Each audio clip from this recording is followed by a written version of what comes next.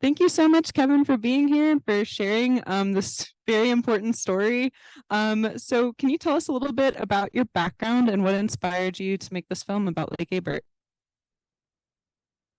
My background is I worked for most of my career for newspapers in the Northwest as a photographer and photo editor. In the last several years, we started to do short videos for the web at the newspapers. And then when I retired, I started to dabble in documentaries, and this is the last of 4 that I've done. And what were your previous ones about? I did one on Samuel Boardman, the first park superintendent for Oregon State Parks, and did one on the wild horses of Oregon, and a short one. It's more of a travel piece, but it's on the Albert Desert. Wow, so I'm seeing kind of a nature outdoors theme. Did you grow up going outside, hiking, birding? Not really. Not really. I mean, we had for part of my life, we lived on a farm and we had birds around, and I started to learn a little bit about them when I was younger, but my family was not really a camping family.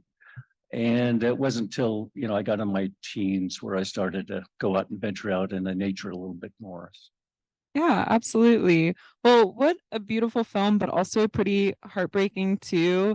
I love some of the shots that you got, not only of the birds and kind of the landscape shots, but there's also that great shot of the avocet kind of nestling down.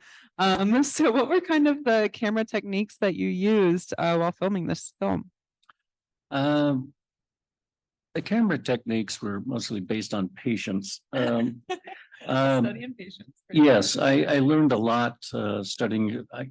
I guess part of the film was I want to make people care about the birds that were there. So I tried to choose the birds that really rely on the saline lakes mostly. So the more I photographed them and read about them through like Audubon and Cornell, the more I learned about how they live their lives. So when I went out into the real world, I would know more about how to approach them. The one with the avocet, that was, I watched them for a couple of days, and I saw that they would go away. If there were no seagulls around, you could approach where their egg was. So they were like about 100 yards away. So I kind of scampered out there, put a little GoPro, and then scampered back, and I shot that for, I don't know, a couple of hours. And they came up, and and it sat there, and I thought, oh boy, I realized I thought I might have had it too close. Yeah. But it worked out real well. And with the Wilson's phalaropes, I watched it for like 4 hours, and I saw it would feed, and it would go in this one area where this grass was, and then innumerable times. And I went over there and I looked around, and I said, I don't know where this nest is. And I didn't want to go stomping around in the grass. So it took me the better part of 2 days to find out that it was actually going to a nest. And then once I finally saw where it was going in, I set up a 400 millimeter and just walked away. And finally it went back in there, and I saw it crawling underneath. But each time it would go back, it was just really interesting to me because it was obviously fearful about predators.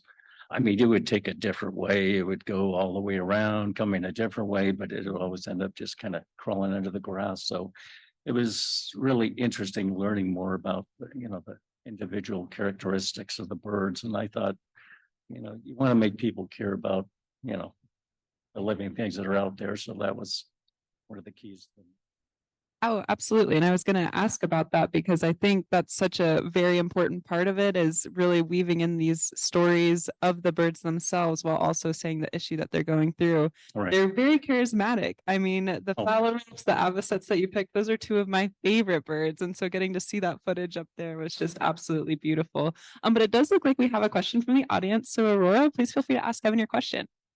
Hi, I know that nature documentaries are really tough because you have a lot of like dead film of things of just nothing happening. I was just curious, how much film do you have of just nothing that you got usable film out of?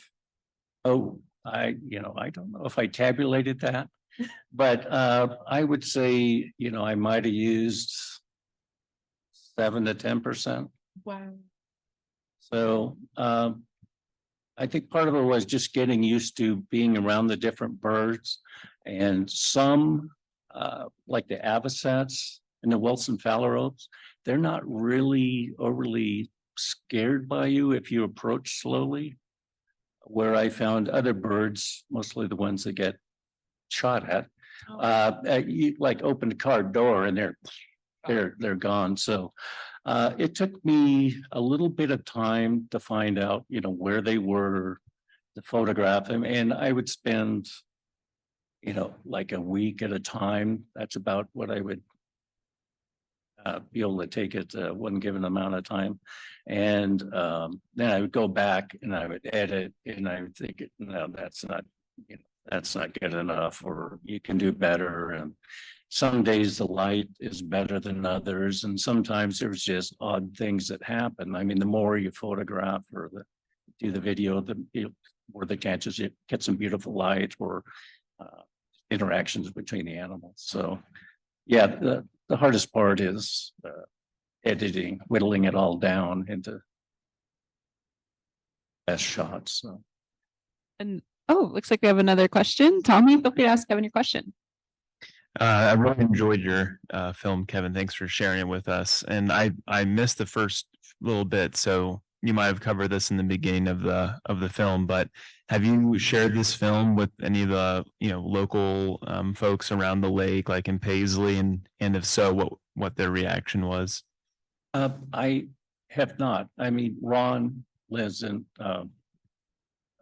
Klamath Falls, and he's the one who goes out there and spends a lot of time counting birds, and he's been doing that for a decade. But I mean, I've allowed him to see it, and I've shared it with different groups, kind of more focusing on them, allowing them to get it out. I haven't. I haven't thought about, like, go to the library and have something, but I mean, yeah, I would certainly, encourage it just because of A, how great the film is, and B, as a birder and not knowing about Lake Abert, and the heart connection there, and also the inspiration to want to protect a place that's so special, so rare in the world. So, the more people that see it, absolutely the better. But you mentioned, there were so many groups that you talked to throughout the film and people that you interviewed. And I mean, what a feat to be able to really compile that down, first of all, and then into a cohesive narrative story is just really remarkable. So what was that like, working with different groups? How did you reach out to people? How did that kind of all come together? Well, I did an enormous amount of research on what I could find on the lake, and then I would see who different people talked to. And some of that was, watching PBS shows. Some of it was reading newspaper articles or magazine articles, just anything I could find. Right. And from there, I would try to make contact. Some were people with, that they work with. Sometimes I would contact the group and say if there's somebody that could talk to me. Basically, I wanted to find experts in each area, so I didn't have to do a lot of the writing and explaining myself. I wanted the people who actually know more than I do to talk about the facts. Absolutely. So was that started as a passion project for you, and then you wanted to continue it, or? Yes, I went out and I was taking a couple of pictures for one of the groups, and they asked me if I would go out there, and I've been out to Lake County a lot, and I said, sure. Went out there, and then, I sent them off, and then I started doing some research into it. And how is this? I've lived in Oregon probably my whole life, and I didn't know there was this rare ecosystem. There's only 3 lakes of any size in this country. Yep. And yet there's more than 10 million birds rely on these 3 lakes. And, Lake Abert's gone dry 3 of the last 8 years. Great Salt Lake is 40%, almost 50% down now, and Mono Lake is 40% down, and that's the most protected one. But it's just, and more people are drawing more water from it. It's just, you look at it, and the more I got into it, the more I was interested in going through the process of. That's just so important. And yeah, you bring up the other lakes like the Great Salt Lake and things. And every time I fly over Salt Lake City, it's just heartbreaking. At first I was just really trying to make it about Lake Abert, but the more I went into it, I said, you just can't, because, these same birds, they go up into, central Alberta, where there are some saline lakes there. And that's where most of the birds, or most of the phalaropes nest in wetlands next to saline lakes. And then the next stop would be here, or Mono Lake, or the Great Salt Lake. And then, the Wilson phalarope, they fly all the way down to South America. So it's this amazing story of these birds. And you just see how hard it's becoming for, not just those birds, but lots of other birds. And this is just a microcosm of what's happening around, all the water resources and wetlands and so forth. So. Yeah, absolutely. And you mentioned the phalaropes. I didn't know that fact, that the females attract the males in the phalaropes. That's Yes. very unique. Did you learn any other kind of interesting facts throughout your process, or see any birds that were maybe really exciting, any lifers? Well, yeah, the one thing that was intriguing, I went into Cornell and I went into, like people's research papers from around the world on various birds. And it was just like, endless supply of information. So you kind of had to whittle it down and, because they went a very deep scientific level. Yeah. But yeah, I found it was really interesting that the females are larger, they're more colorful, and they go after the males. And then, the fact that they lay the eggs and it's like, see ya, Good luck with that. Yeah, this is for all the other species where the women have to stay behind. So it was, really interesting as you went through each species, and they all had their own kind of interesting characteristics. So. Are there, oh yeah, Anthony, please feel free to ask your question. Yes, I apologize. I have two questions. I'm actually filming a investigative documentary at Fluke Lake, Oregon right now. At which lake? Fluke Lake, Oregon, Oh, okay. just a couple miles east. So my question would be, the indigenous bones that were brought up, were they proven by DNA to be Klamath? I don't. The trail of those bones went out of the area, Okay, and they definitely, I don't know if they did a DNA analysis, but the people I talked to, more than a couple, said that, it was a known Native American burial area. And, as Perry Chatu brought up before, they had mentioned that before, and they tried to get people to go in there, but I don't know that there was a stomach for that. And then in the end, and the second thing, you mentioned in your film that the indigenous stated that a story was passed down that a asteroid or meteor or star had fallen on the lake. Was there any evidence found of that? Perry told me that it was passed down to the generations, and his, I think the lake started to transition from fresh to saline like 500 years ago. And he said the story had come generations ago. There's no known evidence of that I know of, that, but,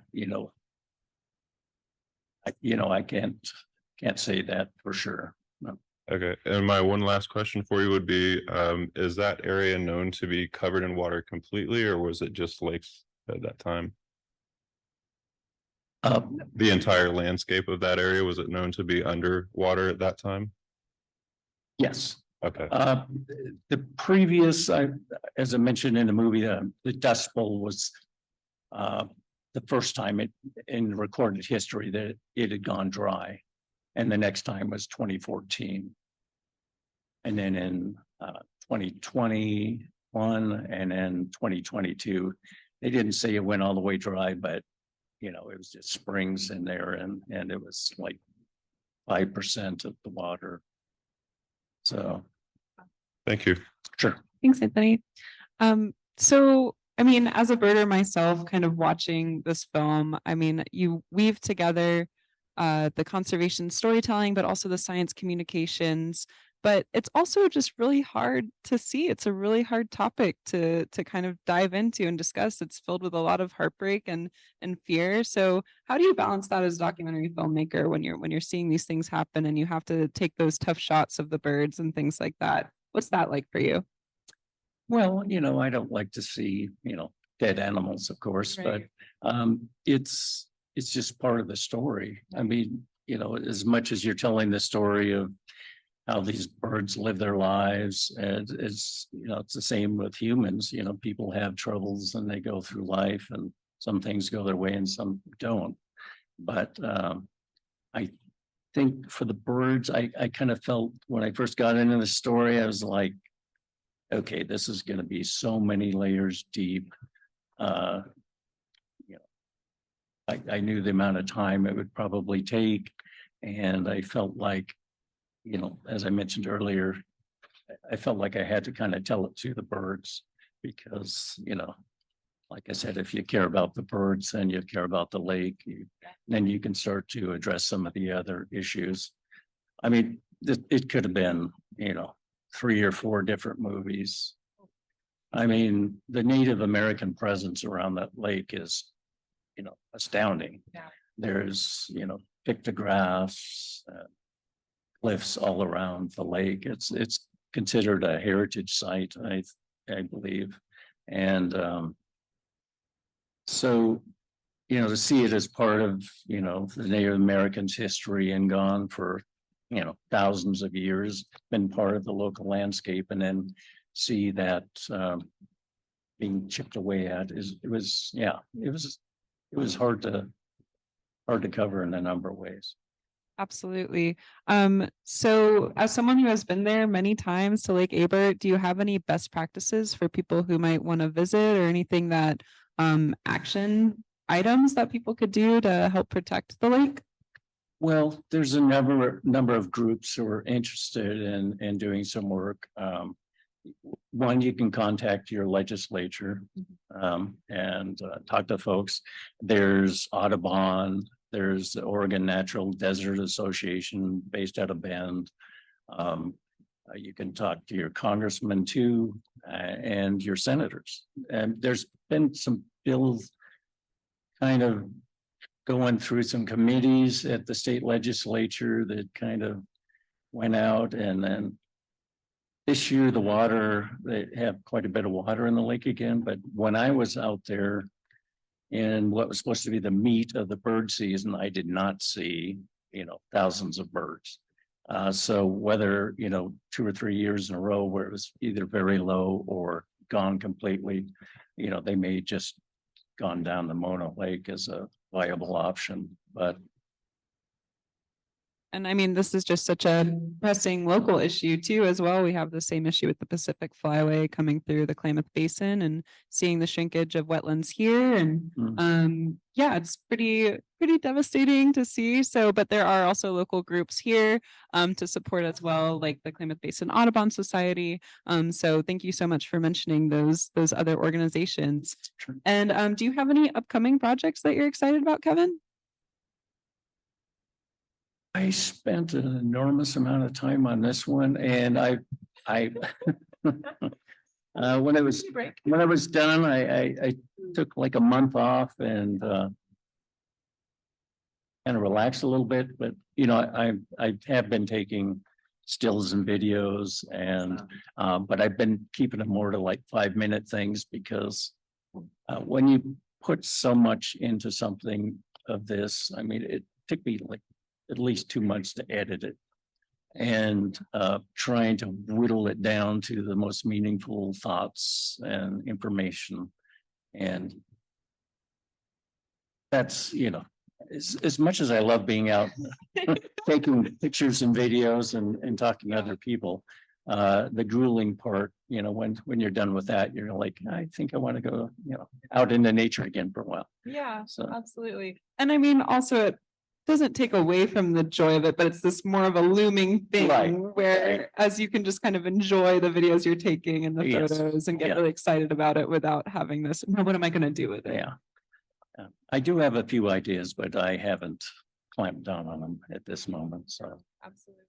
Well, Kevin, thank you so much again for being here with us and sharing Killing Lake Abert with the 11th Annual Klamath Independent Film Festival. Can we get one more round of applause for Kevin, please? Great, thanks.